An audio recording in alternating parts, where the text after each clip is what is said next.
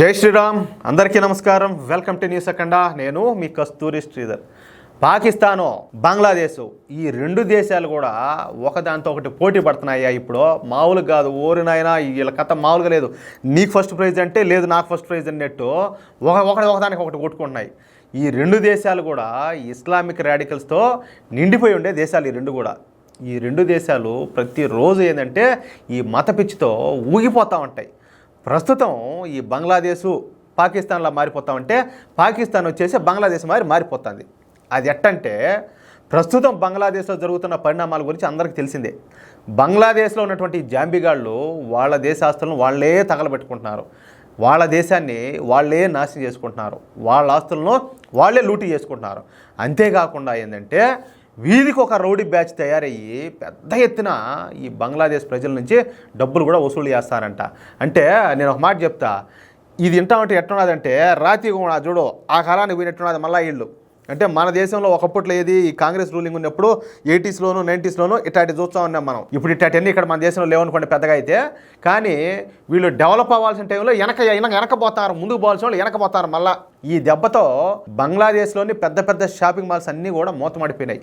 ఇక హోటల్స్ అయితే చెప్పాల్సిన అవసరమే లే, హోటల్స్ కూడా మూతపడిపోయినాయి. ఈ టెక్స్టైల్ బిజినెస్ ఉన్నది కదా, నేను ఇంతకుముందు కూడా చెప్పిన, నాయన బంగ్లాదేశ్లో టెక్స్టైల్ బిజినెస్ చేసి చాలా ఫేమస్.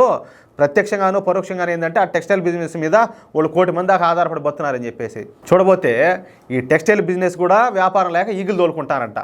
ఇక ఈ బంగ్లాదేశ్ తమ దేశంలోనే తీవ్రవాదులందరినీ కూడా జైలు నుంచి వదిలేసి వాళ్లకు స్వేచ్ఛనైతే ప్రసాదిస్తున్నారు. అంతేకాకుండా తీవ్రవాద సంస్థలపై అలాగే తీవ్రవాదులపై ఉన్న నిషేధాన్ని తొలగించినటువంటి బంగ్లాదేశ్ ప్రభుత్వం తీవ్రవాదులకు అన్ని సౌకర్యాలను కల్పిస్తుంది. తీవ్రవాదులకు బంగ్లాదేశ్ ప్రభుత్వం పెద్దపీట వేస్తుంది. చూడండి, ఏడన్నా మేధావులకు, చదువుకుండే వాళ్లకు, రైతులకు, పారిశ్రామికవేత్తలకు, పరిశ్రమలకు పెద్దపీట వేస్తారని చెప్పి మనం వింటాం. మన దేశంలో అయితే ఆడొచ్చేసి తీవ్రవాదులకు, తీవ్రవాద సంస్థలకు వాళ్ళకు పెద్దపీట వేస్తారంట. అంటే నేరుగా తీవ్రవాదులను తమ ప్రభుత్వంలో భాగస్వామ్యం చేస్తుంది బంగ్లాదేశ్ ప్రభుత్వం. ఇక పాకిస్తాన్లో పరిస్థితులు బంగ్లాదేశ్లో మాదిరిగానే మారిపోతున్నాయి. బంగ్లాదేశ్లో ఈ షేక్ హసీనాను గద్దె దించడానికి అల్లర్లు జరిగితే పాకిస్తాన్లో మాత్రం ఇమ్రాన్ ఖాన్ ఉన్నాడు కదా, ఈయన వచ్చేసి మామూలుగా పాకిస్తాన్ క్రికెటర్ కూడా ఈ ఇమ్రాన్ ఖాన్ను జైలు నుంచి విడుదల చేయాలని చెప్పేసి అల్లర్లు జరుగుతున్నాయి. ఈ అల్లర్లకు నాయకత్వం వహిస్తుంది పాకిస్తాన్ తెహ్రీక్ ఈ ఇన్సాఫ్ అనే పార్టీ. అంటే దీన్ని పీటీఐ అంటారనమాట. పీటీఐ పార్టీ ఇది. గత 2 రోజుల నుండి పాకిస్తాన్లో ఈ అల్లర్లు ప్రారంభమైనాయి. వేల సంఖ్యలో ఇమ్రాన్ ఖాన్ అభిమానులు అలాగే ఈ పీటీఐ పార్టీ కార్యకర్తలు రోడ్ల మీదకి వస్తున్నారు, పెద్ద ఎత్తున అయితే అల్లర్లు చేస్తున్నారు. అంతేకాకుండా నిన్న దాదాపుగా 50,000 మంది కార్యకర్తలతో పాకిస్తాన్ రాజధాని ఇస్లామాబాద్ను ముట్టడించడానికి ఈ ఇమ్రాన్ ఖాన్ అభిమానులు అయితే విశ్వ ప్రయత్నం చేశారు. అయితే పాకిస్తాన్ ఆర్మీ వీళ్ళ మీద పెద్ద ఎత్తున అయితే కాల్పులు జరిపింది. ఈ కాల్పుల్లో 12 మందికి పైగా మరణించినట్టు మనకు అనధికారిక సమాచారం వస్తుంది. ఎందుకంటే ఈ అల్లర్లను ప్రసారం చేయకుండా పాకిస్తాన్ ఆర్మీ మీడియాను, సోషల్ మీడియాను కట్టడి చేస్తుంది. అయినప్పటికీ కూడా ఈ ఇమ్రాన్ ఖాన్ అభిమానులు, పీటీఐ పార్టీ కార్యకర్తలు వెనక తగ్గడంలే. ఇమ్రాన్ ఖాన్ వదిలిపెట్టే వరకు ఈ యుద్ధాన్ని అయితే ఆపమని చెప్పి మళ్ళా ఇస్లామాబాద్ను ముట్టడిస్తామని దేశంలోని అన్ని ప్రాంతాల్లో ఇదే తరహాలో పెద్ద ఎత్తున ధర్నాలు, రాస్తారోకోలు నిర్వహిస్తామని చెప్పేసి ఇమ్రాన్ ఖాన్ అభిమానులు అయితే స్పష్టం చేశారు. అంతేకాకుండా అందుకు తగ్గ కార్యాచరణను ఇప్పటికీ వాళ్ళందరూ కూడా రూపొందించుకోవడం ఇక్కడ గమనార్హం. మొత్తానికైతే పాకిస్తాన్ సర్వనాశనం చేసేదాకా వీళ్ళైతే నిద్ర బయటకు లేరు. శుభం.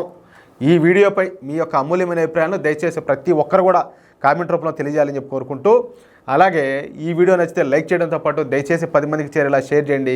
అలాగే ఇంతవరకు ఎవరైనా కూడా మన న్యూస్ అఖండా ఛానల్ని సబ్స్క్రైబ్ చేసుకోకపోతే దయచేసి ప్రతి ఒక్కరు కూడా మన ఛానల్ సబ్స్క్రైబ్ చేసుకోండి.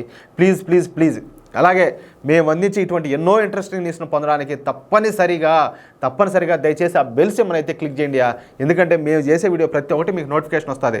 చూడబోతేనేమో 85,000 మంది పైన ఉన్నారు మన సబ్స్క్రైబర్లో. వ్యూస్ చూస్తేనేమో 5,000, 10,000, 20,000 అట్ట వచ్చినాయి. ఈ సబ్స్క్రైబ్ చేసే వాళ్ళంతా ఎట్టపోయినారు. నేను షేర్ చేయండి అని చెప్పి అందరినీ భంగపడుకుంటానే ఉండా. షేర్లు చేసి వ్యూస్ ఎందుకు పెరగడంలే? ఈ మాత్రం దానికి మేము ఇంత కష్టపడడం ఎందుకు? మీరు ఒకసారి ఆలోచించండి. మీరు ఎంత సపోర్ట్ చేస్తే మాకు అంత ఉత్సాహం, అంత ఊపు వస్తుంది. తెలుసు కదా కస్తూరి ఎట్ట మాట్లాడతాడా, తొక్కుకుంటా పోతాడో అట్టా. మీరు సపోర్ట్ చేశారంటే మీకు ఇంతకు మించి మధ్య వచ్చేటట్టు మీకు అద్భుతమైన న్యూస్ అందించే బాధ్యత నాది. దయచేసి ప్లీజ్ సపోర్ట్ చేయండి. జై శ్రీరామ్.